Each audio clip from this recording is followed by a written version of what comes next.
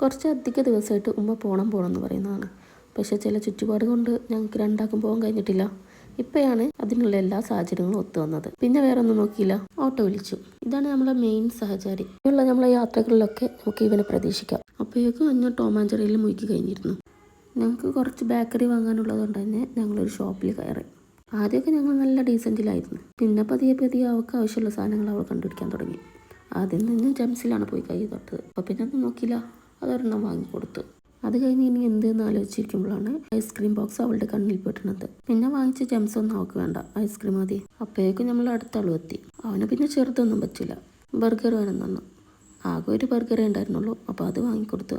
പിന്നെ അവിടെ കണ്ട ക്രീം ബണ്ണും വേണമെന്നാണ്, അപ്പോൾ ക്രീം ബണ്ണും കുറച്ച് വാങ്ങി, ഒരു ഫീസും വാങ്ങി. അങ്ങനെ നമ്മളെ ബില്ലിങ്ങൊക്കെ കഴിഞ്ഞ് നമ്മൾ പുറത്തിറങ്ങാൻ നേരത്തുണ്ട് നമ്മളെ പാത്തു ഷോപ്പിന് ഫ്രണ്ടിലിരിക്കണം. അവിടുന്ന് കുത്തിപ്പൊക്കി വണ്ടി കയറേണ്ട താമസം രണ്ടാളും കൂടി ഫുഡ് അടിയാണ്ട് തുടങ്ങി. അങ്ങനെ നമ്മൾ കാഴ്ചകളൊക്കെ കണ്ട് നമ്മൾ സ്ഥലത്തെത്താറായി. എവിടെ നമ്മൾ പോകണമെന്ന് പറഞ്ഞില്ലല്ലോ അല്ലേ? എൻ്റെ സിസ്റ്റർ വീട്ടിലോട്ടാണ് കേട്ടോ പോണത്. ഞങ്ങളവിടെ എത്തിയതും ആള് സെറ്റൗട്ട് തന്നെയുണ്ട് കേട്ടോ. വേറെ ആരുമില്ല, നമ്മളേസിക്കുട്ടൻ. ഞങ്ങളെ കണ്ടതും അവൻ അകത്തോട്ടോടി. അവൻ്റെ ഷൂ എടുത്തോണ്ട് വരാൻ ഞങ്ങളുടെ കൂടെ പോരാനുള്ള തയ്യാറെടുപ്പിനെ അല്ലാതെന്ത്. അപ്പോഴേക്കും സിസ്റ്റർ ഞങ്ങൾക്ക് വേണ്ടിയിട്ടുള്ള ചായ റെഡിയാക്കാൻ പോയി. അപ്പോഴേക്കും നമ്മളേസിക്കുട്ടൻ അവനെ കൊണ്ട് പറ്റാവുന്നതൊക്കെ ചെയ്യുന്നുണ്ട്. ഏതായാലും ഞങ്ങൾ ചായയൊക്കെ കുടിച്ച് അവിടെ നിന്ന് ഇറങ്ങാൻ നേരം അവനൊന്നും സീനാക്കിയിട്ടുണ്ടായിരുന്നേ. കുറച്ച് നേരത്തെ കരച്ചിലിനൊടുവിൽ ഞങ്ങൾ ചാച്ചയും പറഞ്ഞിറങ്ങി. അപ്പോൾ ഇന്നത്തെ വീഡിയോ അത്രേ ഉള്ളൂ. അപ്പം ശരി.